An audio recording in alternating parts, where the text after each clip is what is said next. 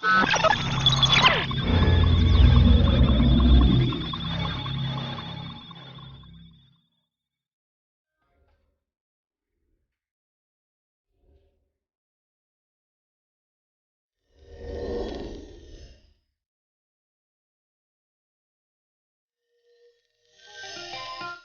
right, now we're going to talk about the Arabic numerals. Here on the board, I have 3 columns. So on the first column and the second column, these are the 2 different numerals that are used in the Arab world. The first column here is what you are familiar with because that's what we use in the English language.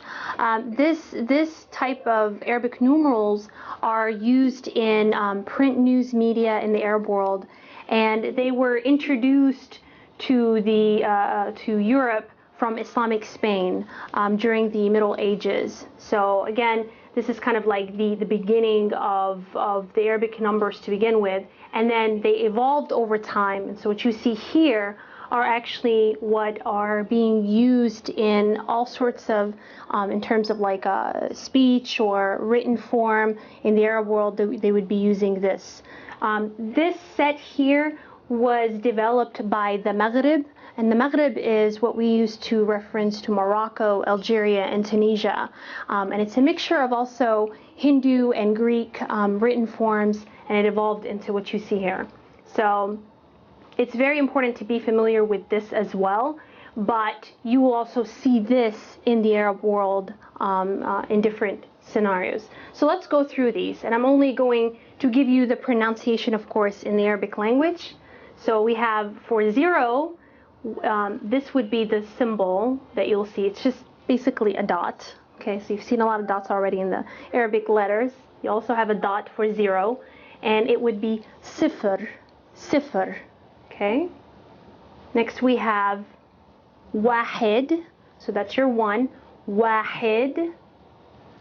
Then we have number 2, اثنين, اثنين. So the sound is completely different than what you're accustomed to in English.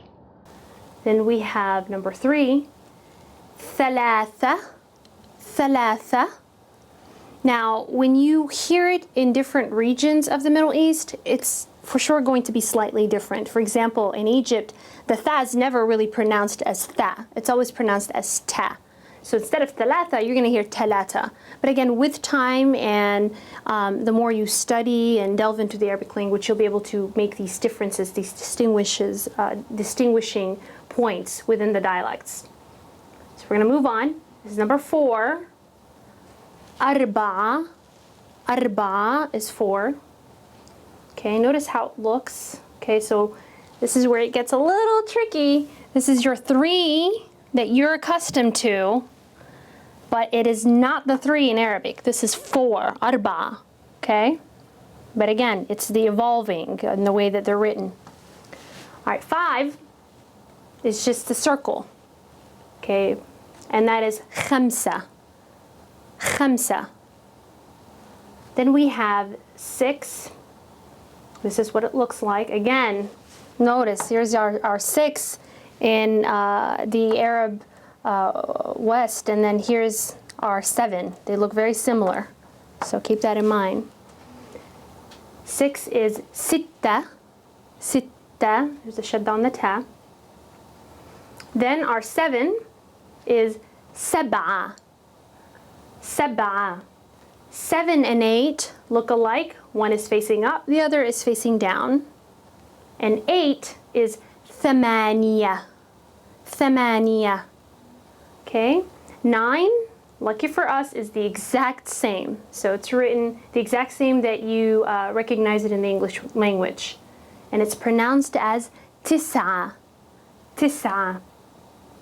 And finally, 10, again, واحد, there's your واحد from up here. And then a sifr, a 0. Together it becomes ashara, ashara. So I'm going to go through these and read them just one more time. صفر واحد اثنين ثلاثة أربعة خمسة ستة سبعة ثمانية تسعة and عشرة.